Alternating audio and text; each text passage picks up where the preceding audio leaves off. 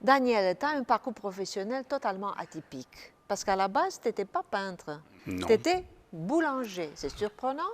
Oui. Et voilà, en partant de cette vie de boulanger, tu es arrivé à être peintre. Explique-nous comment tu as fait.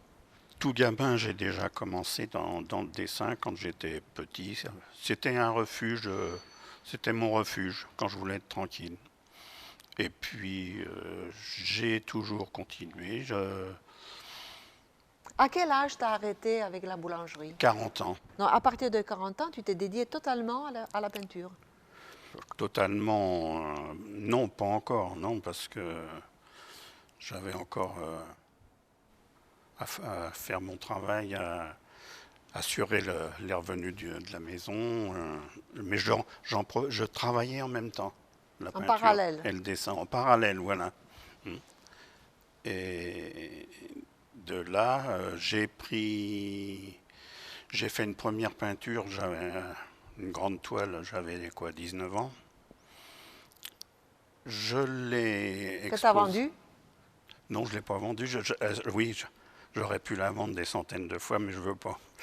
Et tu la gardes encore. Ah, je la garde encore, oui. C'est Oui, ton premier succès. oui. Et j'avais une personne qui l'a vue, qui était artiste. C'était sur Paris, ça. Il a voulu me voir, on a parlé, il m'a dit, Monsieur Robin, je vous prends avec moi dans mon atelier. J'ai été chez lui, j'ai regardé et tout. Ça m'a fait un choc. De là, il m'a dit... Ça t'a donné aussi du courage. Oui, oui, oui. Donc, ouais. à ce moment-là, C'est pour ça que je vous tu dis, t'es ça me dit, donne il un faut choc. continuer. Il me dit, vous allez travailler le dessin. Quand vous en aurez suffisamment, vous me téléphonez et je vous recevrai, on corrigera. Et après, il m'a dit, on va faire la peinture. Alors là, j'ai commencé à faire des toiles. Quand j'ai vu ce qu'il faisait, je me suis dit, je vais essayer d'approcher. Mais bon, c'était pas évident, c'était pas ça. Alors, j'ai insisté. Et quand j'en avais aussi quelques-unes, j'allais le trouver. Il me mettait mes toiles sur son chevalet et il m'expliquait tout. Il me disait que tout, pour les profondeurs et ainsi de suite. Et Jusqu'au moment où vous vous êtes consacré totalement à la peinture. oui, Actuellement, vous avez pas mal d'expositions, notamment sur Paris. de là, j'ai quand même continué à travailler le dessin et la peinture pour faire mes expositions que j'étais tenu de faire si je voulais garder mon rang.